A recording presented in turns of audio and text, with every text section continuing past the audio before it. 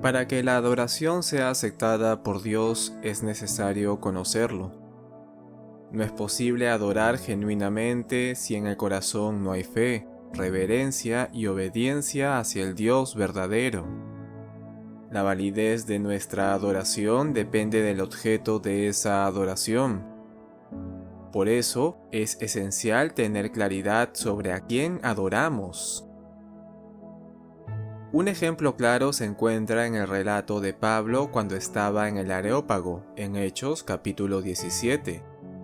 Allí Pablo se enfrentó a una situación de adoración mal dirigida. Los griegos, en su religiosidad, habían erigido un altar dedicado al Dios no conocido. Pablo utilizó ese altar como un punto de partida para enseñarles sobre el Dios verdadero. En otras palabras, les dijo: ustedes están adorando sin saber. Permítanme presentarles a este Dios desconocido. Él puede ser conocido, y no está mal que se pregunten quién es, ni cómo deben adorarlo. Dios se ha dado a conocer claramente por medio de las Escrituras y a través de su Hijo Jesucristo, por lo que el ser humano no tiene justificación si decide permanecer en la incredulidad. Por eso la fe, y en particular la fe en el Dios revelado en la Biblia, es esencial para una adoración genuina.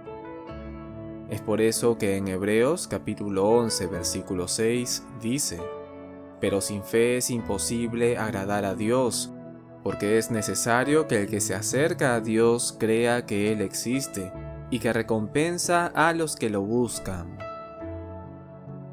Este pasaje resalta dos verdades fundamentales sobre Dios: que Él existe y que es posible conocer aspectos de su carácter.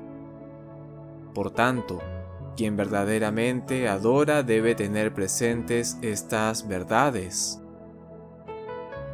El historiador Will Durant, aunque escéptico frente a toda la religión, reconocía el vacío que deja una cosmovisión sin Dios. Él afirmó que la pregunta más importante de nuestro tiempo no es si el comunismo debe prevalecer sobre el individualismo, ni si Europa o América tienen la razón, ni siquiera si Occidente está en conflicto con Oriente. La verdadera cuestión es si el ser humano puede vivir sin Dios. A pesar de su ateísmo, Durant reconocía que el punto central de la existencia humana es la realidad de Dios. Algunos escépticos argumentan que Dios es simplemente una creación de la imaginación humana. Según ellos, la religión nació como una forma de explicar lo que las personas no entendían mediante ideas sobrenaturales, aunque aseguran que lo sobrenatural no existe en realidad. Por lo tanto, afirman que Dios no es más que una invención del hombre. Uno de los representantes de esta idea fue Sigmund Freud. Él sostenía que Dios es una proyección de las necesidades emocionales del ser humano. En su libro El porvenir de una ilusión, Freud explica que ante un mundo lleno de amenazas y circunstancias fuera de control, el ser humano busca seguridad psicológica y consuelo, por lo cual crea la idea de un Dios protector.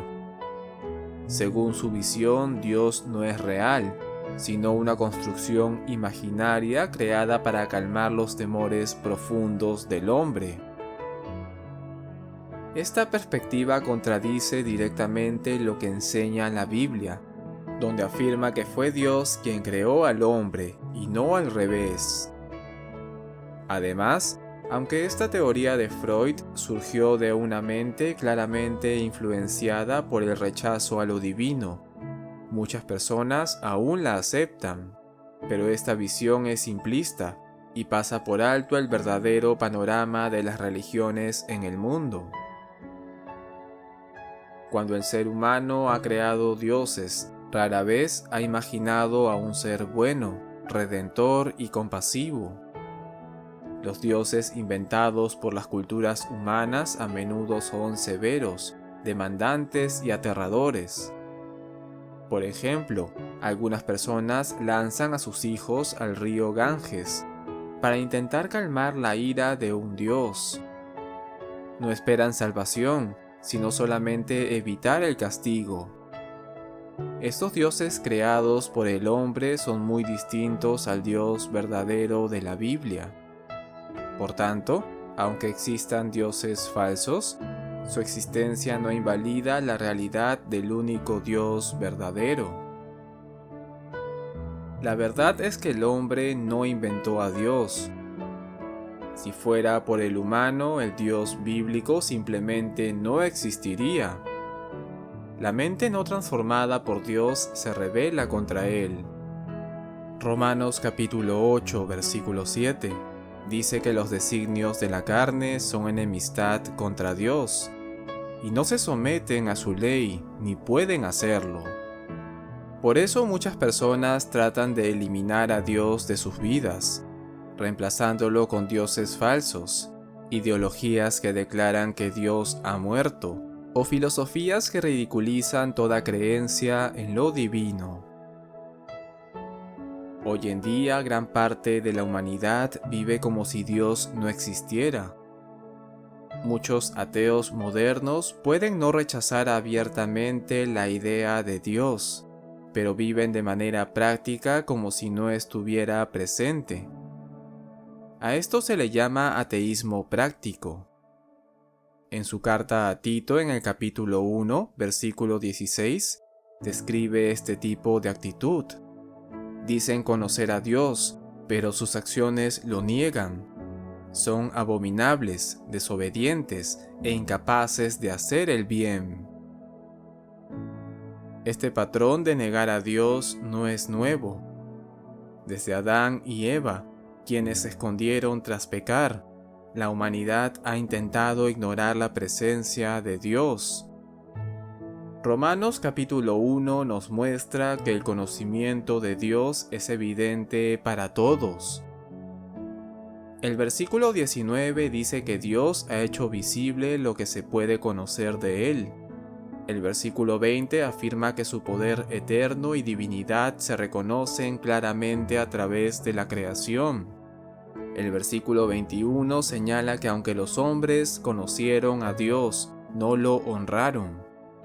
Y el versículo 28 indica que ellos decidieron no tomarlo en cuenta. Freud estaba equivocado. No es el hombre quien creó a Dios, sino que el hombre, por su rebeldía, intenta suprimir la verdad de Dios. Como dice Romanos capítulo 1, versículo 18, el hombre reprime el conocimiento de Dios con injusticia. Si él pudiera, eliminaría a Dios por completo. Sin embargo, no puede borrar la evidencia. Dios se ha revelado por medio de la creación y a través de la razón humana.